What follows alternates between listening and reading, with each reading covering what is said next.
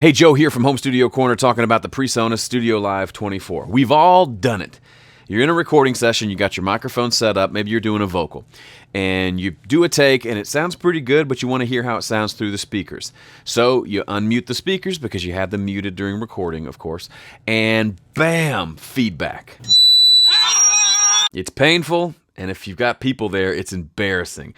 So I set out to figure out how to prevent that from ever happening.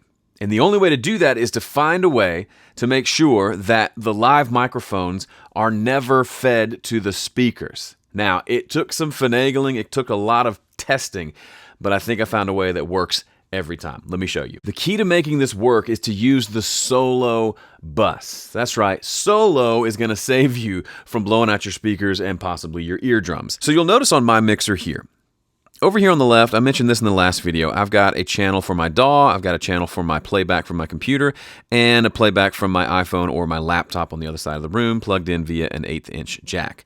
You'll notice, and it's a little hard to see in the video, all of these are the solo buttons are enabled. So essentially, whatever I do on this board, when it's soloed, that's what's coming out my speakers. Now the way to set that up, over here on the right-hand side, there's a solo section. If you hit edit, you can see there's a couple different modes to use solo. And the way we're using it on the board is different from the way you would use it inside of something like Studio One. In Studio One, solo essentially mutes everything but that track, so that's all you hear. We're using it different here, more like in a live sound environment, where we're telling what things are going to go to the solo bus. And in this instance, we've got CR selected as our solo mode, which means control room.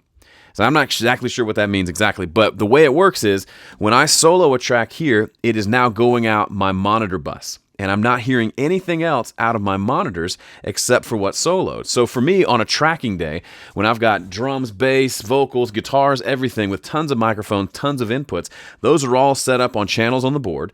And we're set up to where our headphones are listening to the main output. So we're listening to things where the faders are. But the speakers are only being fed by the ones that are soloed.